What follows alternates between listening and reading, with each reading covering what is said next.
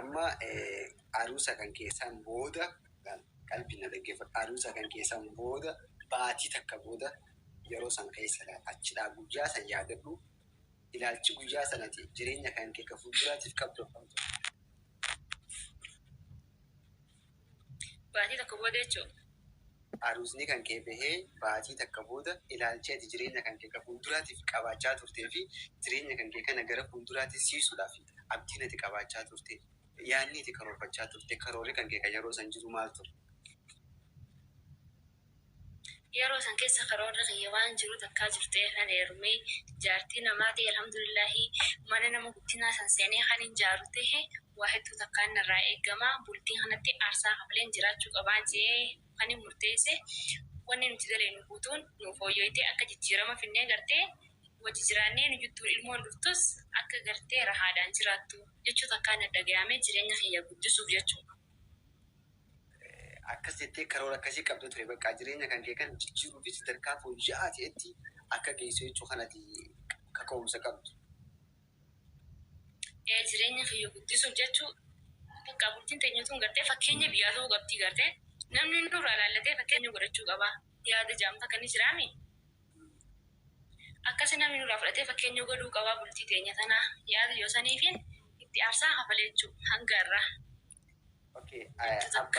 Abbaan mana keetii ta'u jireenyi keessan kan fuulduraa kanarra si gorsuu fi jajjabeessuudhaaf jechoonni nuti si jajjabeessu yookaan immoo wantoonni jireenya keessan kan fuulduraa isin dhaamu ni jira. Wanni inni dhaamu sunuma jira. Yeroo sanitti aruusa keessan baatii takka booda yeroo sanitti wanni si dhaama. Akka ammaatiin miti ilaalcha ammaatiin isin gaafatan ilaalcha gaafa saniiti. Siree ilaalchi gaafa seetis wanni inni godhuu qabu wanni sabboo wanni godhuu qabu wanni akkana jireenya keenya keessaaf waan akkana bareedaadha waan akkana kana godhuu qabnee wal taanee waa hunda waliin jechuudha yoo nan tana jee akkasii wal gargaarree jechuudha wajjin tapha baaneeni alhamdulillah bakka san geenyeeni humaan jettuti yeroo duraa saniif wal lageenyaa walirraa yaada fudhannaa waa hunda walumatti dhaabbannaa. Tana godhuu qabnaa tanarra dhaabbannee tana goonaa tana booda kana goonaa waliin jenne jechuudha. Hagam takkaa fi akkasitti jireenya keessan san itti fufuu danda'e osoo rabshaan isinitti hin dhufin hagam takkaaf waggaa meeqaaf itti fufuu danda'e haala sanii haala jaalalaa fi gammachuu sanii. Yaani jaalalaa fi gammachuu sanii waggaa afur kana jiraannee jirraan waggaa afur waan jawatti innis deemetti dalagaanii anis yeroo fedhe deemetti hin dalagadhaan hin dalagaanis nagumaan gammachuu walit gallaan galgaluma wal agarra malee naaf inni ilmaa walittuu qaaliidhaa galgaluma hojjeteenye du'aayee wajji goonee wajji qamaanee yeroo ta'e dabarsinaa bariinaa hin dalagaa isaa hutee anas dalagaati yoo ta'e. Inni maal hojjeta? Luftiin teenye galgaluma. Inni maal hojjeta ture? Inni wanti hojjeta. Kophee tan hojjeta. Ati hoo? Anis yeroo saniif kophuma saniin hojjedhaan madaba adda addaa qabnaan. Bareedaadha. Gabiin isin argattan yeroo sanitti isin gammachiisa ture isin ture. Bareedaati waan jiru hundi jaalalarra deema beektaa gaafa jaalalti jirtu wanni hundi fi walii ati beekte waan jettu bareettudha. Ati jireenya kana keessatti jaalalti jiraannaan wanni hundinuu furmaanni ni mul'atetti amantaa. Nama waliigalteen jiraannaan jaalalti jiraannaan ifi walii ati riskiin gaafa immoo bikkeetti xiqqishoo qariin jirtu ta duraan dhuftee huni jeeti. Waggaa afur booda wanni walitti isin buusee uumame maaltu waggaa afur waan uumamee jira yookaan immoo ilmoo argattee ilmoo ati waggaa meeqaa ilmoo argatte? Wayi ani heerumee bakka baatii 5 kan hin ta'e baatii 5 booda ilmoo waan argaddeeni achirraa baatii 9 kan isin deemu gaaniin dhaleeni dhalati keessan boodas xiqqishoo ture achi booda hara diradhaa dhufne jechuun wal mareenneetuma waliin galli diradhaa sanatti. Jireenya keessan hanga kana bakka mariin ture jechuun hanga ilmoo sun duraa san argattanitti. Marii ture bakka dalagaafis innis wal mareenneetumaan ture isa qajeelcheetiin isa booda xiqqishoo ture san booda na yaameeni namas naaf godhee akkasitti galeenis. Diradhaa galtan. Akkamii jireenya kana gisee bultii ijaaran booda naannoo duraan itti qubatanitti wal fuudhan sanirraa gara naannoo biraatiitti godaanuun chaalenjii naman qunnamsiisu yookaan ammoo wanti isin aggaatame rakkinni isin aggaatame meeshaa manaa muluu bakka takka kaasuu jira wanni kana hoonni isin mudate jiru. Wanni namni isin jiru ammas nama naaf godhee hanga nachi dhabu sanitti nagaan hin dhaqee man jettu eefa nachi dhaqeen xiqqishoo taa'ee bakka hanga hedduun durachi dhaqe san anis nagaan hin jiraadhe innis nagaan jiraata nagaan deemee dalagatee dhufaa giseen dhufe nagumaan hin keessummeesseenii bakka gammachuu waan jiraanna ollaan martaan nu ajaa'iba isin ciqileen teessan takka galgaluu kuni daabbuma gandi akka ijoollee kanaa nagarra jaanii hanga namni ittiin udhaaddisu takkatti hanga hiriyaan isaa sabboontuu fi inni barakkana ciqileen isaanii adda baatu jee namni ittiin udhaaddisu takkatti. Gaariin akkanaatu namni dheeraatti wayyee namni kana nama gaarii akkani saayibuma isaattu deebi'ee jaartiidhaan wanti ati sabboontuuf matitti nagartuu gisa hunda manniisii gammachumaa ciqileen isaanii takkaa gisa takkallee fataa jaanii jiraatanii ammanni hiyyahummaa lijee jechuu ollaansa walitti haasaa gaafa inni naaf inni walitti haarra jennu inni namaa naasee beekadhu barisin namaa isin gaabuu jiramnaa minjaanii nu himan adabadhaa waan akkanarraa jaanii. Kabajaa fi jaalala isin walii qabdan irraa akka ka'e namni illee fakkeenya isin godhachuu ture tokkummaa isin qabaachaa turtan wajjin qamaatan wajjin bashannantan yoo gabbaatan illee wajjin baatan yeroon kun yeroo shaharul asal yeroo jedhamu san jechuu yeroon isin ammaa jiraachaa turtan kun keessatti. Okay, ilma ati heerumtee yeroo gabaabaa keessatti ilmoo jiru argattee ilmaan meeqa argatta? Ilmoo lamaan qaban alhamdulillahi dubartii takkaa fi dhiira takkan qaban. Anjel kaba makan sini. Suaiba. Suaiba. Umri si biasa ni kita ada tu nama. Wagga afur dachi. Masya Allah. Kan lama fato. Sumama. Mama, semua kabar beri jawab tak kamu? Hewan cuaci.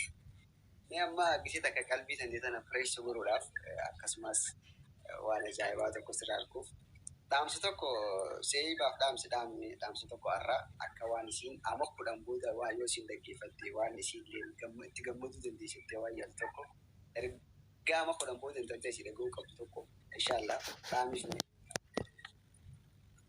Ani intalatti yoo wanni dhaamuuf barbaadu akka nagaan gartee boronsa irratti naa barattee barumsa quraanaatis ta'e naa haffastee jechuudha. Hanga naa ficcisiiseeni qalbii isiidhaa fireeshii godhee jiraachisuun barbaadan. Taanis ta'e anatti cinqamtu anaa gaditti rabbi gaditti anaa jiraaf. Rabbi gaditti maal jira haadha abbaa kiyyaa jiraaf ani hin beeku miyaa isaaniiti. Inshaallah. Akkam akkasii si taatu barbaadda yaani dhaamsa bariisaa tokko kan isin amma kudhan booda dhuftee dhaggeeffatu tokko godhaa haayisuu. Amjad ya damsin yang damu, wallahi damsan damu bisin kabu. Na baratte no halas ilmi rabbi na baratte na fitannan kalas na tiada wani nan jechu ammas wani san ratte hanas akai sin garte na hordoftu akka malle garte hire akka khiya hanake sin mudannes barsiseni akka hire asiti olin godu barbadan. Asmaanu sai bitenya kuno haji tante maybe wagga gafa guddatte video kana laalchin beeku.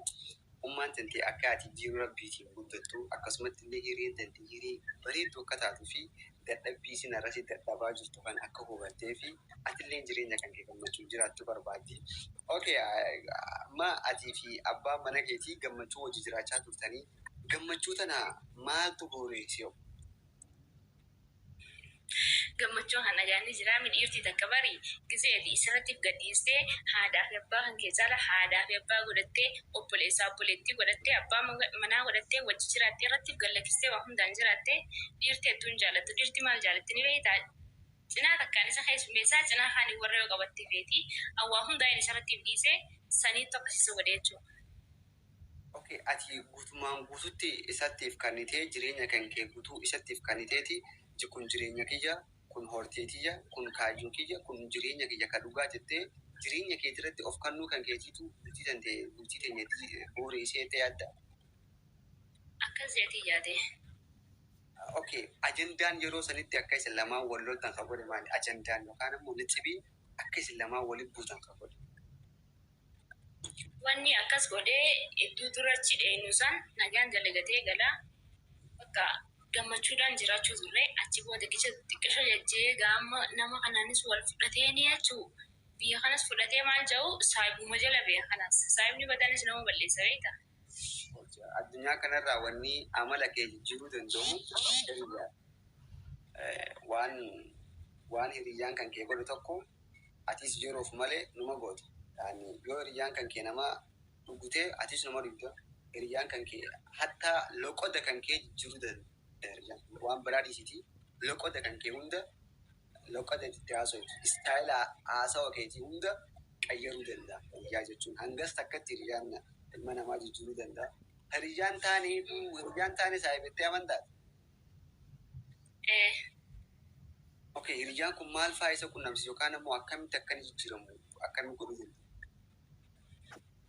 Hiriyaan kun wanni isa godhee innis nama gaddiifamaa fi takka akka isaa gisee argatu walumaan fishabaan jechuudha. Gaafa dalaga irraa galee yoo sa'aatii dura dalaga gaafa duraan si fardeessuu dhiisee sa'a dura dalaga sa'a booda diimaa qabatanii dhuma deemanii bikka dandaqanii dhufu. Kana jechuun jalqaba irratti ati giseen dalaga irraa dhuftan atis dalaga irraa dhuftee mana keessan keessatti wajji qabamoo turtan jaalalaan wajji dabarsuu turtan. Amma ammoo yaada san jijjiireeti bakka. Wallahi maashaallah quraana illee qaraatee jirti yaani egaa hin eebbifamneeni. Bakka adii samma isheen dhufte halaas dhaaba. Qaraatee jirti hanga dandeettii sidhaati. Dhaaba halaas. Ayyee. Okay, sabboon teenya baga nagaan deebitee sirra dawwalanii? Narra dawwalanii. Okay, rakkoo kan qabu. Abshir, amma deebitee qophiidha moo? Qophiidha. Ayyee, xiqqoo mistela kan keetiin barreessituu baaqora adda jedheetiin hiriyyaan deebiftee na gochuu. Abshir. Okay, amma hiriyyaa isaa wajjiniin namni duraan gisee dalaga irraa bahe abbaan mana keetii duraan kan dalaga irraa qattisaa gisee bahe mana kan keessi bira dhufee si wajjin qamoo ture kan jaalala keessan akkasitti illee namni biraalleen isinirraa haasa'uudhaan ciqileen isaanii tokko minaa minjaanii isin haasawaa turan eega boodaa kana manumaa dhufuu dhiisee jimaa isaa bitee bakka biraa dhaqaa jechuudha. Ni deema kalaas ni deema. Ani obboleettii isaatii wajjin hin jira obboleettiin isaa sanii na bira turtee ni deemaanii gisa deemaanis hin dawwaluuf inni bahuu isaa argee kalaas ittuma dhiiseeni eessa deemte giseen ilfeessa isaa dhuftee hin jiruun siris bakka hin dubbadduun kanaas hin jiruun keessa godhu dhiisnaanii eessaa deemte si deemte naan jettu maaliif naan jedhu gudantuma kan keetiif deemte maalirraan si gaafadhaa hin jeen si baasee saayibakeetti si baasee duraan watii kana kan keetii argattee bahuu qabda mallee jeenitumanii irra deeggareen irraa osee aara takka qabuuf jechuudha. Yeroo san keessatti fakkeenyaaf dubartiin abbaa mana ishii rakkina akkasii waan hin feene tokko biyya irratti agartu abbaa mana kiyyaa amala kan kee waan akkanaa kana sirraa hin jaalanne silaa sirra ishitee namni jettee gorsuudhaaf itti himuudhaaf yaaliin goone. Yaali itti godhe wanni kanaaf nuti nama ilmoo qabu ilmoo dhiiraa qabna dhalas dhallee lafaa qabna wanni kanaaf sirrii miti an beekadhu sirra yooniif sirra sammuu qabaadde malee.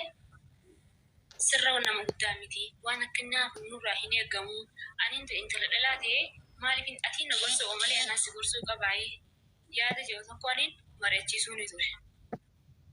Isa kana hayyee jee ni